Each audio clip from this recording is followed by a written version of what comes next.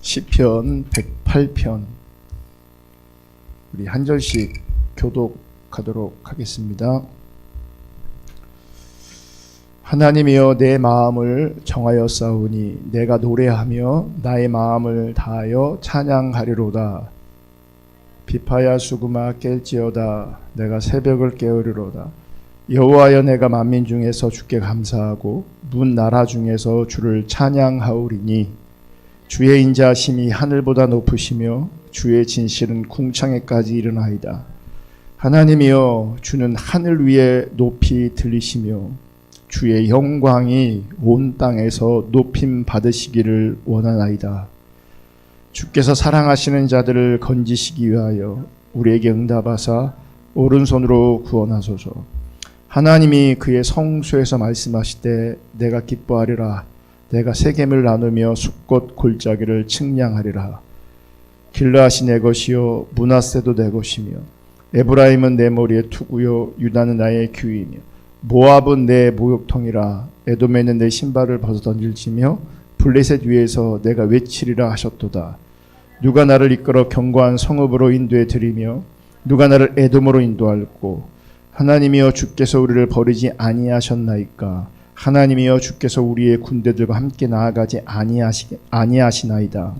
우리를 도와 대적을 치게 하소서. 사람의 구원은 헛됨이니이다.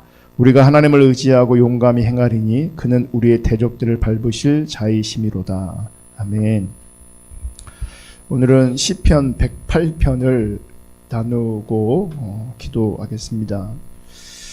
여러분, 성경은 창문과 같습니다. 창문은 왜 필요하죠? 그러면 창문은 집 바깥에 있는 사람을 위해 필요한 겁니까? 집 안에 있는 사람을 위해 필요한 겁니까? 집 안에 있는 사람들을 위해 필요한 거죠. 그러니까 집 안에서 집 밖을 볼 때 필요한 것이 창문입니다. 즉 창문은 안에서 밖을 볼 수 있는, 안에서 세상을 볼 수 있는 통로가 되는 겁니다. 여러분, 하나님 믿는 신자가 하나님 말씀 안에 들어와서 말씀을 이렇게 하나하나 이제 알아가게 되어지면 하나님을 만나게 됩니다. 창세전에 자기 백성을 택하시고 부르셔서 간섭하시고 다스리시며 성취해 가시는 그 하나님의 세계, 그 하나님 나라, 하나님의 세계를 보게 됩니다. 그래서 성경은 하나님 나라를 볼 수 있는, 하나님의 세계를 볼 수 있는 창문과 같은 겁니다. 그게 뭐라고요? 이제 성경을 통해서, 성경이 창문입니다. 그 성경을 통해서 하나님의 세계를 보는 거죠. 그런데 만약 이 창문을 통해서 하나님의 세계를 보지 못하고 항상 자기 자신만을 바라본다면, 자신의 일에만, 자기 자신의 일에만, 자기 자신에게만 이렇게 몰두하게 된다면 그는 하나님이 다스리시는 세계를 전혀 경험하지 못할 겁니다. 마치 집안에 창문이 있음에도 불구하고 창문을 열어서 밖을 봐야 하는데 창문을 통하지 않고요. 그러니까 창문에 등지고 있는 거죠. 그러니까 등만 지고 있으면 바깥을 전혀 볼 수 없는 거죠. 그러니까 자기에게만 관심이 있으면, 자기 일에만 몰두하면 하나님이 다스리시는 그 하나님의 세계를 볼 수 없습니다. 근데 그런 사람이 만약 신앙생활을 한다라고 한다면 자기의 종교적 섬김, 종교적 열심을 가지고 하나님을 자기 편으로 붙들어 놓으려고 하는 신앙의 길이 아니라, 참된 신앙의 길이 아니라 그저 종교의 길을 갈 뿐입니다. 그래서 여러분, 신앙생활 하는 사람들 보면 정말 하나님 알고 사랑하려고 하는 사람들은요, 말씀을 가까이 하거든요. 왜요? 성경이 하나님을 알아가는 창문이 되거든요. 통로가 되거든요. 하나님의 세계를 볼 수 있는 통로와 창문이 되거든요. 그런데 이 성경을 가까이 안 하는 분들이 있어요. 그러면 하나님 모르겠죠. 하나님의 세계를 모르겠죠. 근데 왜 신앙생활해요? 그 종교심을 가지고, 종교적 열정을 가지고, 종교적 헌신을 가지고, 종교적 섬김을 가지고 하나님을 자기 편으로 끌어들이려고 하는 겁니다. 그래서 자기 유익을 구하는 겁니다. 문제는 이런 상태가 구원에서 벗어난 상태라는 거죠. 이런 점에서 시편 108편도 우리에게는 하나님의 세계를 보게 하는 창문의 역할을 하고 있는 겁니다. 오늘도. 따라서 우리는 시편 108편을 통해서 하나님의 세계가 어떠한가를 배우고 또 하나님의 살아계심과 역사하심을 이제 실감할 수 있어야 되는 겁니다. 자, 시편 108편은 다윗의 시라고 되어 있습니다. 다윗의 시입니다. 그런데 시편 108편이 특이한 점이 있어요. 어떤 점이 특이하냐면 우리가 예전에 시편 57편을 살펴봤고 또 예전에 시편 60편을 살펴봤는데 이 시편 108편은 시편 57편과 시편 60편의 일부의 내용이 합쳐진 구조로 되어 있어요. 내용이 합쳐져 있단 말이에요. 물론 시편 57편도 또 시편 60편도 누구의 시예요? 다윗의 시예요. 그러니까 오늘 본문 1절에서 5절은 시편 57편 7절하고 11절하고 내용이 똑같아요. 또 오늘 본문 6절에서 13절은 시편 60편 5절에서 12절하고 내용이 똑같아요. 그거는 여러분 집에서 확인해 보세요. 이것 때문에 이제 신학자들이 이제 생각을 하는 거죠.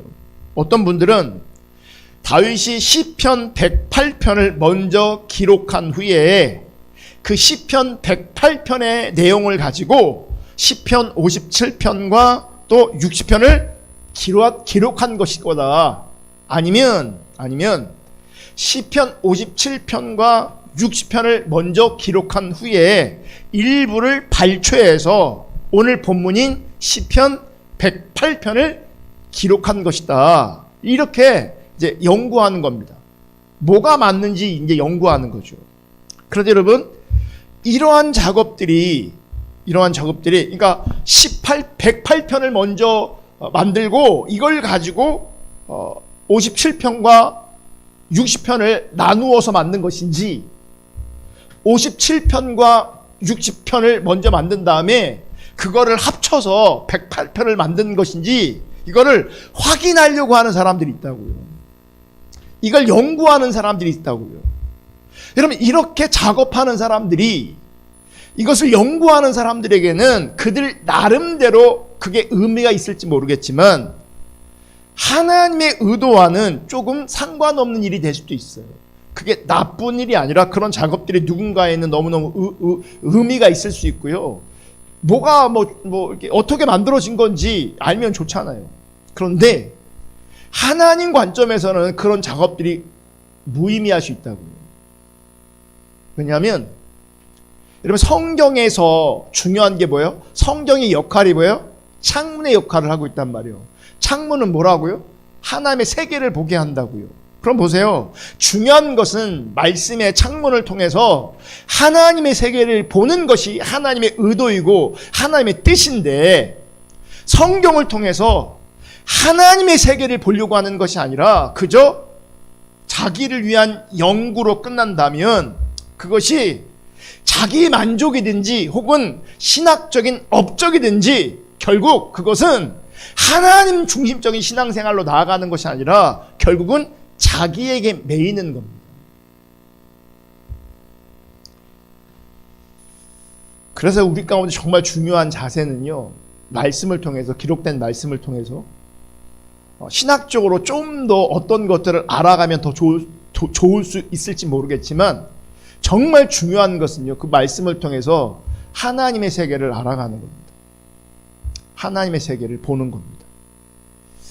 여러분, 시편 108편이 어떻게 기록되었든 중요한 것은 오늘 시편 108편을 통해서 우리에게 보여주시길 원하시는 그 하나님의 세계를 발견하는 것이 훨씬 더 중요하다는 겁니다. 특히 시편 108편이 있는 이유이기도 하고요. 그 하나님의 의도를 보려고 하는 것이 성경을 대하는 신자들의 바른 태도인 겁니다. 자, 오늘 본문 1절을 먼저 볼게요. 1절. 하나님이여 내 마음을 정하여 싸우니 내가 노래하며 나의 마음을 다하여 찬양하리로다. 지금 시편 기자는 어디다 마음을 정했냐면 하나님 찬양하는 것에 마음을 정했어요. 하나님 예배하는 것에 마음을 정했어요. 그러면서 내가 노래하며 나의 마음을 다하여 찬양하리로다. 여러분, 내가 노래한다, 내가 찬양한다, 이런 표현들은 시편에서 정말 반복적으로 자주 나오는 표현입니다. 그러니까 자주 나오기 때문에 우리는 나는 노래한다, 나는 찬양한다 라고 하는 말에 익숙해짐과 동시에 식상하게 들릴 수 있어요. 무슨 얘기냐면 전혀 감흥이 없다는 거예요. 감흥이 안 생긴다는 거예요. 여러분, 식상하게 들린다는 것은 그러니까 당연하게 듣는 거잖아요. 지극히 당연한 말로 듣는 거예요. 그러니까 지극히 당연한 말을 반복적으로 듣는다라고 한다면 식상하게 되는 거죠. 더 나아가서 실증이 날 수도 있는 거죠. 여러분, 우리 가운데 반복되는 사건이나 반복되는 그 어떤 것들이 존재하면 정말 식상하게 되고요. 나중에는요, 싫어져요. 반복되어지면 무감각해지고. 그런데 보세요. 단지 하나님을 우리가 믿고 있기 때문에, 혹은 우리가 기독교인이기 때문에 하나님을 노래하고 하나님을 찬양하는 것이 그저 당연한 것이라고 생각한다면, 제가 그랬잖아요. 당연한 것을 자주 듣는다라고 생각하면 식상해진다고요. 매력이 떨어진다고요. 우리는 하나님 믿으니까, 우리는 기독교인이니까 하나님을 찬양하는 것이 그냥 당연한 거야 라고 그렇게 받아들이고 그렇게 생각한다면 이제 우리의 반응은요, 그냥 맹목적인 반응을 하게 되는 거죠. 그러니까 목적을 상실한 채 뭐만 남게 되는 줄 아세요? 행위만 남게 돼 있어요. 너무나 당연한 거기 때문에, 그 당연한 것이 우리 가운데 익숙해져 있기 때문에 뭐요? 이제 목적을 상실해 버린다고요. 모양은 있지만 맹목적으로 앉아 있다고요. 저는 우리가 드리는 찬양과 경배, 이렇게 예배 드리는 것을 이렇게 예배 드리도록 하나님 인도하셔서 너무너무 감사합니다. 사실 이런 예배 말고요, 전통적인 우리가 알고 있는 예배는 잘못하면 그 예배가 틀린 예배는 아닌데 맹목적인 예배로 전락할 수 있어요. 제가 저의 기억을 더듬어 볼 때 그런 식으로 예배 드렸던 나날들이 굉장히 많았던 것들이 나중에 이렇게 기억나던 거예요.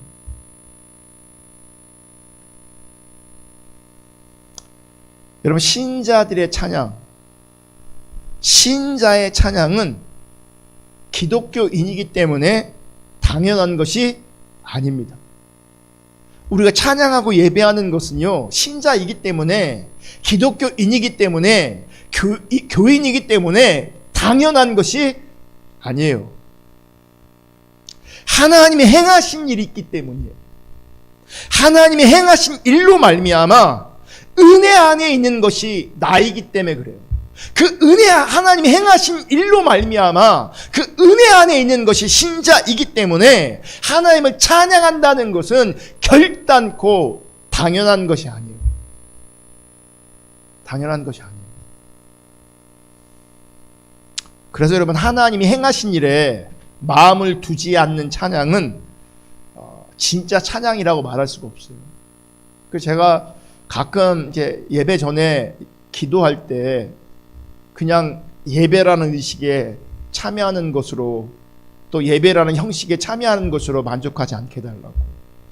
그저 노래하는 자리에, 가사를 따라 부르는 자리에 서지 않게 해달라고. 왜 그런지 아세요? 그냥 의식으로 접근한다면, 형식적으로 접근한다면, 그냥 가사를 따라 부르는 그런 노래를 부르는 자리에 있는 것이라면 그것은 찬양이라고 할 수 없어요.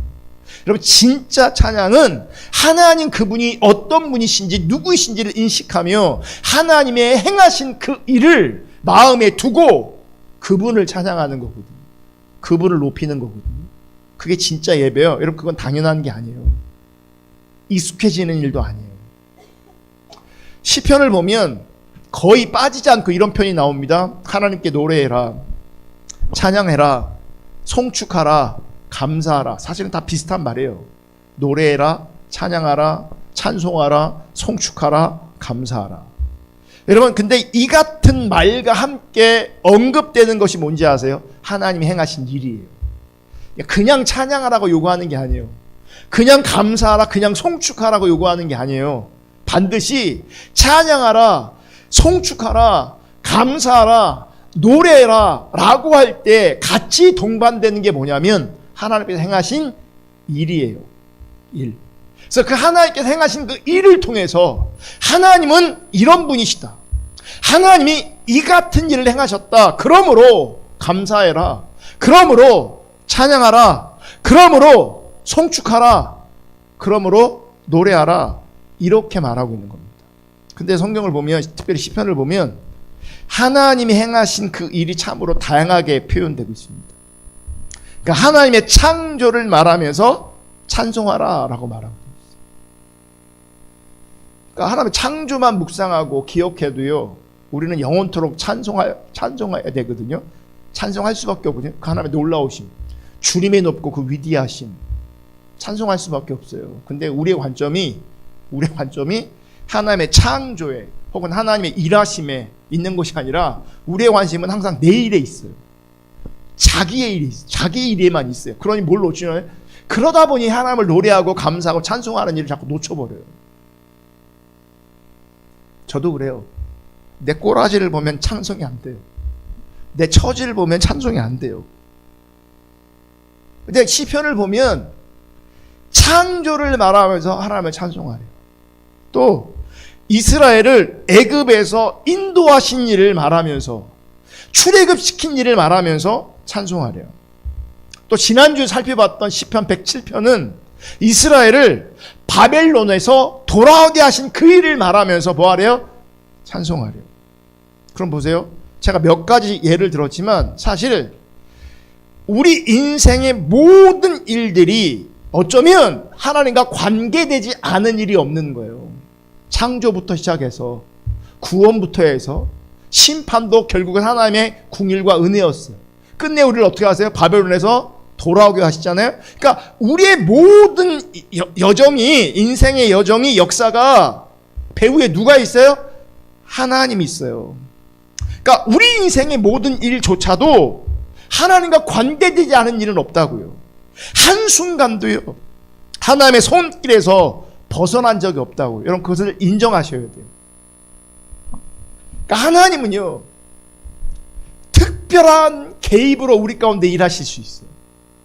우리 가운데, 내 삶에, 우리들의 삶에. 또 하나님이 일하시면요, 어떤 것들인지 아세요? 하나님이 의도적으로 가만히 계심도 하나님이 일하심이에요. 그러니까 하나님이 개입하심과 가만히 있음, 이게 다 뭐예요? 하나님의 일하심이라고요. 그러니까 이런 관점에서 보면 내 인생의 그 모든 것이 하나님과 관계되지 않은 게 없어요. 때로는 간섭하시고 때로는 하나님의 뜻대로 뭐 하세요? 가만히 계세요. 가만히 계세요. 그게 다 하나님과 관계성 안에서 이루어지는 일들이에요. 그러니 보세요. 신자의 모든 인생은 그러므로 말미암아 하나님께 감사하고 찬송해야 될 이유가 되는 거예요. 특별히 개입하셔도 찬송해야 되고, 하나님이 개입하지 않으시고 가만히 계셔도 뭐 하는 거예요? 감사해야 되는 거죠. 때로는 심판받을 때, 고난받을 때, 이럴 땐 감사하기 쉽지 않죠. 그런데 보세요. 돌이켜보면 그 심판도 어떻게 돼요? 은혜였구나, 하나님의 다루심이었구나, 도리어 은혜로 비침되어서 나중에 뭐 하는지 아세요? 심판도 고난도 결국은 내가 감사하게 돼 있어요. 아멘. 그러니 모든 인생 가운데 우리는 감사하고 찬양할 이유가 되는 거죠. 왜냐하면 내 모든 인생 가운데 그럼에도 불구하고 하나님은 함께 하셨고 붙드셨고 인도하셨고, 그 하나님은 선한 하나님이세요. 인자한 분이세요. 그러므로 하나님은 우리가 어떤 처지에 있든지 간에 매 순간순간마다 내 인생 전부 가운데 함께 하신 분이기 때문에 그분은 찬양받기에 홀로 합당하신 분. 혹 우리가 실패를 경험할지라도 그 실패 속에서도요, 돌이켜보면 하나님의 선하심과 인자하신 손길이, 그 다스림이 그 속에 담겨 있기 때문에 감사하고 찬송할 수밖에 없어요. 요즘에 교회 시리즈를 주일마다 다루고 있잖아요. 제가 라오디게아 교회 다루고 사대 교회를 다루고 또 고린도 교회를 연속해서 이렇게 다루었어요. 저는 이 세 교회를 보면서 한편으로는 큰 경각심을 가지게 될 뿐만 아니라 또 한편으로는 아직도 그들에게 선하심으로 인자하심으로 기다리시며 회개하길 원하시는 하나님의 은혜를 봐요. 하나님의 은혜를. 여러분, 우리가 사대교회 같을 수 있어요. 우리가 라오디게 교회 같을 수 있어요. 우리가 고린도 교회 같을 수 있어요. 그런데 아직은 뭐가 있어요? 교회가 있어요. 그러니까 그들에게도 하나 뭐 하시는 거예요? 말씀하시는 거예요. 돌이키라고, 회개하라고. 그러니까 기회를 주시는 것도 뭔지 아세요? 하나님의 은혜예요. 하나님의 선하심이에요. 하나님의 인자하심이에요. 그러니까 이런 것을 알게 하고 보게 하는 것이 이제 성경인 거죠. 자, 오늘 4절을 볼게요. 오늘 보면 4절. 오늘 4절 다 같이 한번 읽어볼게요. 4절 시작. 주의 인자하심이 하늘보다 높으시며 주의 진실은 궁창에까지 이르나이다. 제가 오늘 이 말씀 묵상하는데 인자는 하늘보다 높대요. 주의 진실이 궁창에까지 이른대요. 그럼 이게 어느 정도일까요? 인자가 하늘보다 높대요. 주의 진실이 궁창에까지 이른대요.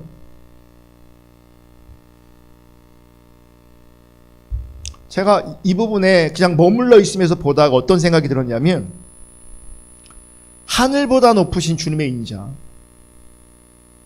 궁창에까지 이르는 주의 진실. 여러분, 이 상태는요, 우리가 온전히 알 수 없는 상태입니다. 그러니까 주의 인자와 주의 진실하심은 우리가 다 알 수 있어요, 없어요? 없어요. 다 알 수 없는 거예요. 다 알 수 없어요. 다 알 수 없기 때문에 그분의 인자 앞에 있을 때마다 놀라운 거예요. 늘 새로운 거죠. 그러니까 다 알 수 없는 하나님의 인자하심, 선하심, 진실하심, 우리가 잘 모르잖아요. 아는 것 같은데 우리는 모른다고요. 왜냐하면 이게 너무 어마어마해서, 너무 커서. 그러니까 우리의 관심이, 저는 이런 하나님의 인자하심에 좀 꽂히면 좋겠어요. 근데 이 인자하심에 꽂히지 않으니까 자꾸 내 일, 내 형편과 처지에 매이니까 이 크시고 크신 그 하나님의 인자에 영향받지 못하는 거죠. 어쨌든 우리는 하나님의 인자와 진실을 온전히 알 수는 없어요. 그게 가능하지 않은 것 같아요. 그런데 자, 6절의 말씀을 보면 하나님의 인자와 진실은 무슨 일과 연관되어져 있냐면, 우리를 건지신 일, 우리를 구원하신 일과 연관되어 있다는 건 분명해요. 자, 6절 볼게요. 6절. 주께서 사랑하시는 자들을 건지시기 위하여 우리에게 응답하사 오른손으로 구원하소서. 그러니까 우리를 향한 하나님의 인자와 선하심과 진실 너무너무 커서요, 우리가 온전히 알 수는 없어요. 근데 그 인자하심이 무엇과 관련되어 있냐면 나의 구원과 관련이 있다는 거죠. 사랑하시는 자들을 위하여, 건지기 위하여 우리에게 응답하사 오른손으로 구원하소서. 자, 그렇다면 지금까지 내용에서 우리가 반드시 못을 박듯이 확실하게 해야 될 것이 있는데, 그것은 우리가 힘들고 어렵다, 불행하다 생각하는 그 모든 일은, 그 일조차도 사실은 선하시고 진실하신 하나님의 일과 연관되어 있다는 거죠. 그러니까 특별한 간섭과 가만히 계심, 우리 인생 전반적으로, 우리 모든 인생 가운데 하나님과 관계 안에 있단 말이죠. 그죠? 그리고 내가 힘들다고 하는 그 일도, 어렵다고 하는 그 일도, 혹은 불행하다라고 하는 그 일조차도 신실하신, 진실하신, 인자하신 하나님과 연관되어 있다고요. 또 그 일은 무엇과 연관되어 있냐면 우리를 건지시기 위한 구원과 연결되어 있는 거예요. 구원과. 그래서 신자는 인생의 모든 것이 찬양의 이유가 되어야 한다는 겁니다. 이런 점에서 신자는 기쁨과 감사를 안고 사는 존재예요. 그러니까 이제 관점의 차이인 거죠. 구원을 바라볼 때, 하나님의 인자를 바라볼 때 구원과 감사를 안고 살아갈 수 있는 거예요. 이게 가능한가? 이게 가능한 일인가? 기쁨과 감사를 안고 산다라고 했는데 이게 가능한가? 여러분, 가능할 수도 있고요, 가능하지 않을 수도 있습니다. 가능하지 않다는 것은 우리의 자원으로는 절대 이 기쁨과 감사를 만들어낼 수 없습니다. 가능하다는 것은 우리를 다스리시는 하나님의 손길 안에서 전적인 하나님의 은혜로 말미암아 가능하다는 거죠. 그래서 하나님 우리 인생 가운데 뭐 하세요? 빚으시는 거죠. 출애굽 시키시고 광야를 지나게 하시고 요단강을 건너게 하시고 잘 못 사니까 망하게 하시고 포로로 끌려가게 하시고 다시 돌아오게 하시고, 그러면서 뭐 보게 하시는 겁니까? 하나님의 은혜를 보게 하시는 거죠. 네가 진짜 볼 것은 나야. 너를 구원한 나야. 이거 보게 하시는. 네가 진짜 봐야 될 것은 나의 인자야. 나의 진실이야. 나의 선함이야. 이거 말씀하시는 거예요. 그러니까 하나님이 다스리시는 그 손길 안에서 하나님의 전적인 은혜로 말미암아 기쁨과 감사를 안고 살아갈 수 있는 거죠. 우리의 자원으로는 절대 할 수 없는 겁니다. 자, 오늘 보면 8절 9절을 볼게요. 8절 9절. 길르앗이 내 것이요 므낫세도 내 것이며 에브라임은 내 머리의 투구요 유다는 나의 규이며 모압은 내 목욕통이라 에돔에는 내 신발을 벗어 던질지며 블레셋 위에서 내가 외치리라 하셨도다. 여러분, 지금 이 말은 누가 하는 말이냐면 하나님께서 하시는 말씀이에요. 그래서 7절에 이렇게 말해요. 7절에 하나님이 그의 성소에서 말씀하실 때 내가 기뻐하리라, 내가 세겜을 나누며 숫국 골짜기를 측량하리라. 그러면 이어서 길르앗은 내 것이요 모압은 내 목욕통이요, 이런 얘기 하는 거예요. 그러니까 이거는 다윗의 고백이 아니라 하나님의 말씀인 거잖아요. 제가 예전에 어떤 목사님이 그러니까 하나님의 다루심에 대해서 설교하시면서 뭐라고 말씀하셨냐면, 이 9절에 에돔은 목욕통이라 이 표현을 가지고, 에돔은 목욕통이라 이 표현을 가지고, 여러분, 에돔은 이스라엘을 힘들게 했습니다. 그런데 그 에돔은 다윗이 뭐라고 그러냐면 목욕통이라고 그럽니다. 그러니까 에돔은 나를 깨끗하게 하는 목욕통이었다는 거죠. 그러니까 에돔은 나를 다루시는, 나를 깨끗게 하시는, 나를 온전케 하시는 하나님의 도구였던 겁니다. 그러니 도리어 감사해야 됩니다. 여러분 주변에 여러분 다루시는 어떤 에돔 같은 사람들이 있습니까? 소고기 한 근이라 사갖고 가서 감사하러 가셔야 됩니다. 나를 깨끗하게 하는 분이니까, 나를 온전케 하는 분이니까, 나를 다루시는 도구로 사용하셨으니까. 그 얘기가 좀 은혜가 되더라고요. 그래서 많이 인용했어요. 정말 많이 이용했어요. 근데 오늘 가만히 보니까 이거는 다윗이 그렇게 고백하는 게 아니라 누가 한 거예요? 하나님이 말씀하시는 거예요. 그러니까 좀 전에 그 표현은 되게 은혜스럽게 다가왔는데, 그죠? 그리고 이 성경 인용이 잘못되었지만 사실은 누군가를 통해 나를 빚으신다면, 누군가가 도구가 돼서 내가 온전케 된다면, 또 그런 환경을 통해 나를 빚으시고 다루시고 사람을 통해 나를 다루시고 빚으시니 그런 하나님의 빚으시면 맞는 거거든요. 근데 뭐가 틀렸냐면 인용한 성경 구절이 틀린 거예요. 지금 말씀은 뭐냐? 한마디로 말하면 세상의 모든 것은 하나님의 것이라는 거예요. 길르앗도 내 것이고 므낫세도 내 것이다. 다 내 것이라는 거죠.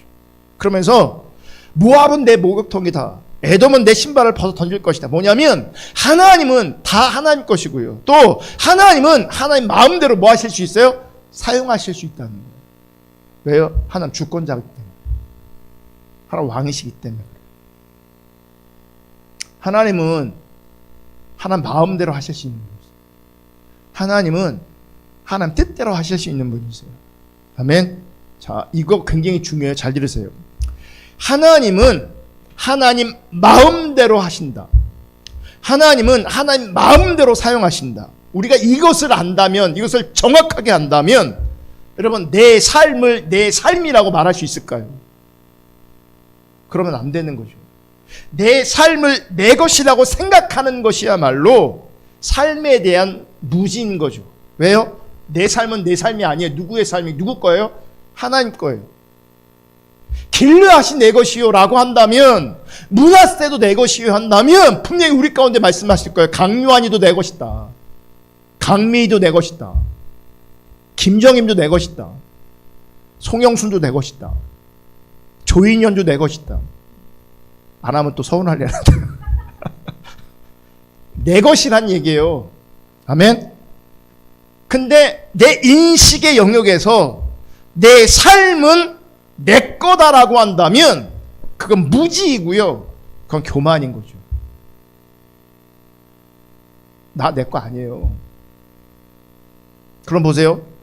삶이 내 인생이 내 삶이 내 것이 아니라면 내가 원하는 대로 살려고 하면 안 되는 거죠. 사실 여러분, 내 삶이 내 것이 아닌 증명이 뭔지 아세요? 내 삶이 내가 원하는 대로 사라지지 않아요. 내 거면 내 마음대로 사라져야 되잖아요. 내 마음대로 안 사라져요. 한편으로 이게 하나님의 의도가 있어요. 여러분, 내 마음대로 안 되는 걸 보면서요, 우리는 내 자원이 아니라 은혜로 살아야 되는구나. 하나님의 이끄심으로 살아야 되구나. 내가 계획하고 통박고 머리 굴려 사는 존재가 아니구나를 분명히 깨달으셔야 돼요. 내 삶이 내 마음대로 내 뜻대로 안 돼요. 지금 되는 것 같아도요, 하나님의 사람이라면, 하나님의 백성이라면요, 내 마음대로 안 되게 돼 있어요. 그리고 하나님 분명히 그거 알게 하실 거예요. 자, 나라는 존재 자체가 내 것이 아니고, 만약 내 것이 아니라 하나님의 것이라면, 보세요. 나라는 존재 자체가 내 것이 아니라 하나님의 것이라면 내 기준을 세워서 살겠다, 못 살겠다 라고 하는 것은요, 사실 무의미할 뿐만 아니라 이거는 쓸데없는 푸념에 지나지 않을 뿐이고, 더 나아가서는 교만일 겁니다. 나란 존재가 하나님의 것인데 내가 기준을 세워서 살겠다, 못 살겠다라고 한다면 그건 의미 없는 일이라고요. 그건 쓸데없는 일이라고요. 왜냐하면 나를 소유하시고 다스리시는 하나님은 생명이라는 분명한 기준과 뜻을 세우시고 우리를 인도하시기 때문입니다. 여기서 다른 거죠, 이제. 자, 보세요. 우리의 기준, 나라는 존재가 내 인생이, 내 삶이 내 거라고 생각하면 자꾸 우리는 내가 어떤 기준을 세워요. 내가 계획을 해요. 기준을 세워요. 그러니까 내가 세운 기준을 가지고 살겠느니 못 살겠느니 자꾸 그런 얘기 해요. 근데 하나님의 기준은 뭔지 아세요? 생명이에요. 구원이에요. 구원이에요. 저는 옛날에 구원이란 말이 그렇게 크게 안 나와요. 당연한 걸로, 그러니까 아까 그랬잖아요. 당연하게 받아들이면 감흥이 없다고. 저는 목회하면서 사실은 목회를 잘 못하지만 목회하면서 참 감사한 것 중에 하나가 뭐냐면 성경이 말하는 바를 조금 더 알게 됐어요. 성경이 말하고 있는 바를 조금 더 알게 됐다고요. 그러니까 조금씩 알게 된 이후로요, 옛날에 당연하게 다가왔던 단어들이 이제는 굉장히 의미 있게, 가치 있게 다가왔는데 그 중에 하나가 뭔지 아세요? 구원이요. 우리의 구원이 결코 작은 일이 아니에요. 우리의 구원이 결코 당연한 것도 아니에요. 하나님은 우리를 구원하기 위해서 일하시는 거예요. 하나님 우리를 생명 가운데로 인도하시는 거예요. 그게 하나님의 기준이에요. 그런데 문제는 세상은 먹고 사는 문제를 중요하게 여겨요. 먹고 사는 것이 기준 돼 버렸어요. 그러니까 내가 세운 세상적 기준을 가지고 살겠느니 못 살겠느니 이러고 있다고요. 하나님은 나를 구원으로, 생명으로, 하나님의 통치 안으로 우리를 인도하시고 다스리시고 있는데, 인도하시는데 우리는 먹고 사는 문제를 중요하게 여긴다고요. 먹고 사는 문제가 절박하다고요. 풍족하게 되기를 바라는 마음이 간절하다고요. 그것을 위해 열심히 그리고 분주하게 살아갑니다.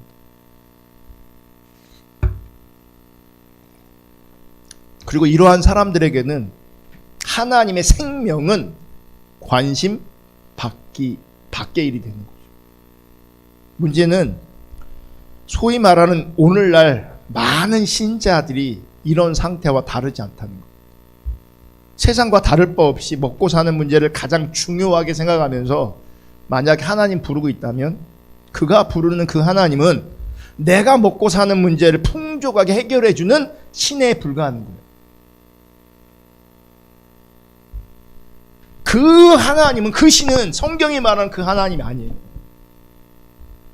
아니, 대상은 똑같을지 몰라도요, 내가 그 하나님을 대하는 우리의 자세와 상태와 자세에 따라서 그 하나님과 내가 바르게 관계되어 있는 건 아니에요. 광야 이스라엘 백성들 보세요. 분명히 하나님을, 성경이 말하는 그 하나님이었어요. 그 하나님께 불평하고 원망하고 있다고요. 그러니까 그들의 인식 안에는, 그들의 그 신관 안에는 하나님이, 성경이 말하고 있는 그 하나님이 그냥 자기 필요를 채워주는, 자기를 풍족해 해주는 그런 하나님으로 여겨버리는 거예요. 그러니까 이방 사람들이 그들의 신을 섬기는 것처럼 그 여호와 하나님을 똑같이 인식하고 있는 거예요. 그러니까 하나님과 그 하나님 맞긴 맞았는데 바르게 관계할 수가 없는 거예요. 관계되어지지 않는 거예요.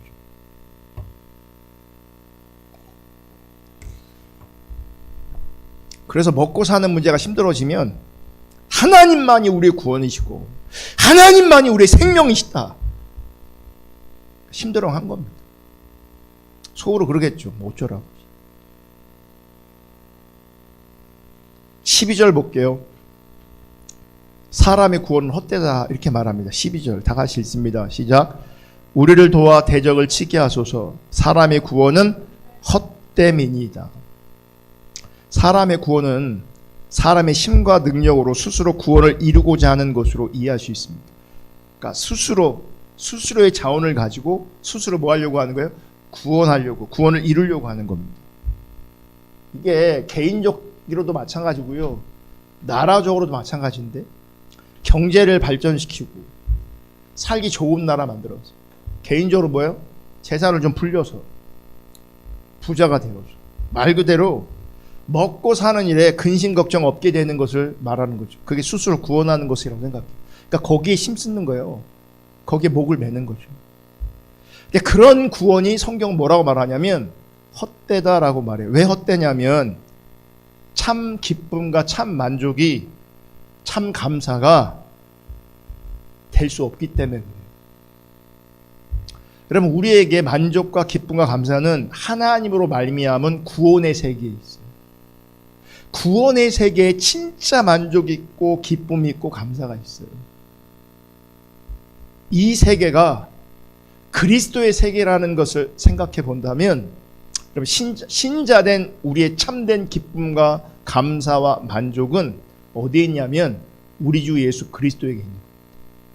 십자가 달리신 우리 주 예수 그리스도에게 있는 겁니다. 그게 우리의 결론입니다. 그게.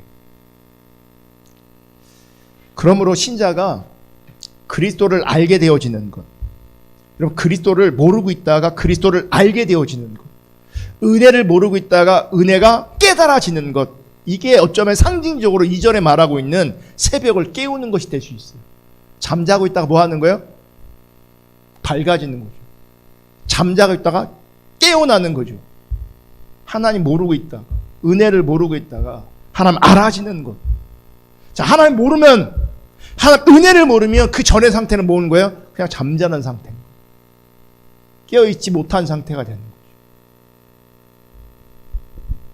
여러분, 하나님만이 참된 구원이 되시고 하나님만이 참된 생명이 되신다는 것에 우리의 마음이 집중되어지기를 주님의 이름으로 축복합니다. 이것이 우리의 손으로 무엇을 이룬다고 해도 그것이 참된 구원이 되지 못한다는 것입니다. 뜻하는 거죠. 그러니까 하나님만이 참된 구원이라고요. 내가 이뤄낸 게 구원이 아니라고요. 그러므로 당장 내 손으로 이룬 것이 없을지라도, 또 내가 이룬 것이 남들보다 작다 할지라도 실망할 필요가 없습니다. 정말 중요한 것은 이거예요. 내가 하나님의 것이냐. 또 정말 중요한 것은 하나님의 구원으로 인도되고 있음을 아는 것이고요.